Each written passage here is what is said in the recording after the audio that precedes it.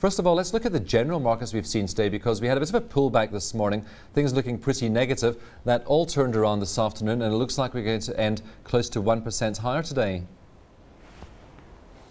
Yes, I think this morning the eastern markets had a rebound, so we generally followed them in terms of being softer in the morning, and then obviously following the more developed markets like the DAX and the FTSE, which showed recoveries, and being driven by heavyweight stocks again.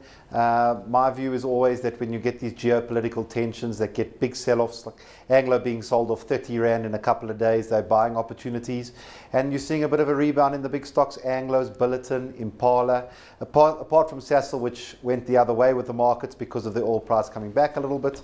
I think there's still some upside to see these stocks go to where they were a couple of weeks ago. Do you think the markets are going to remain volatile though, Richard? Because things certainly aren't much clearer in the Middle East, and now there's speculation that this could be spreading to Oman as we speak. Most certainly. I think when you've got these types of tensions, there will be speed bumps in the market, and I'm certainly not saying that there isn't a rocky road ahead. But I think the market will learn to deal with them in a more subdued manner. I think if it spreads to Oman or wherever it spreads to next, you won't see the markets get as frightened of what's going on. You might see them come off a little bit, but not to the extent we saw them coming off last week, so long as there's not a major catastrophe that happens. As you said, Richard, our market really taking its cue from what the Asian markets did, what the US market did when it opened. We also had James Bullard, he's the president of the St. Louis Fed, talking about the crisis in the Middle East, talking about that high oil price, but saying it's not really going to dent the US's growth prospects, and that must have given a bit of a shot to the markets.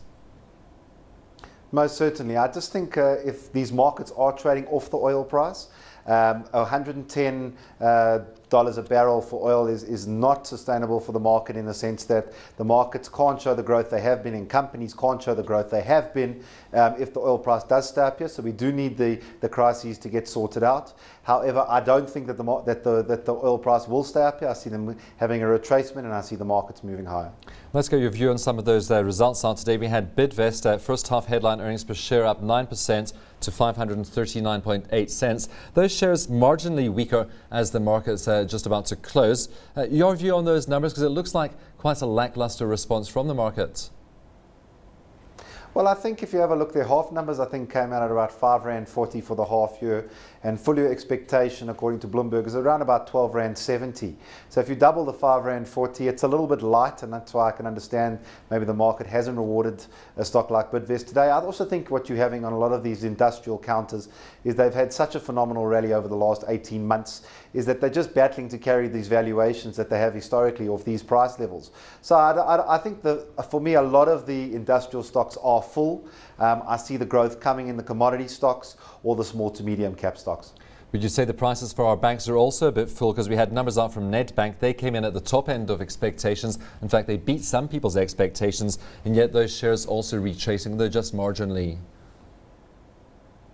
Yeah, I think if you have a look at what the banks are coming out with, you see Nedbank's earnings placing it on about a 13 times multiple, ABSA being a little bit cheaper, and First Rand also being a little bit cheaper than that. Standard Bank's results are out later this week. I think its numbers will reflect that it's also on about a 13 times multiple. And historically, that's not really cheap for banks. I think you want to be buying banks when they're in single figure PEs, and they're not, the earnings haven't come through from the banking sector. So I don't think they're being rewarded by these high levels in the market. We've seen them lag the market.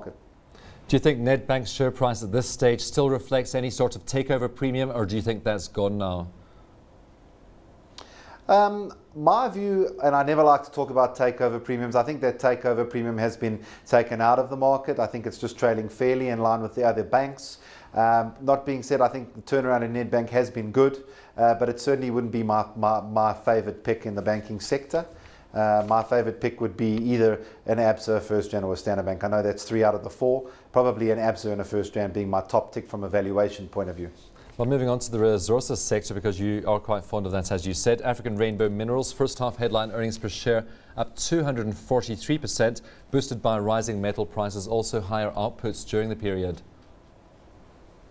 Yes, and I think you've got to take these numbers with a pinch of salt. If you have a look, they were coming off a low base. They earned about mid R2 the period before, so they have come off a small base, and you've had a big rally in commodity prices, so you would expect the numbers to improve. I think going forward, what we should see is a bigger cash payout on the dividend side, because they are holding a lot of cash.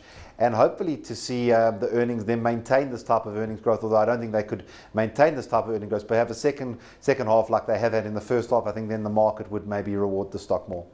And how would you put an African Rainbow against Anglos or a Billitons? Would you be looking at those ARM shares?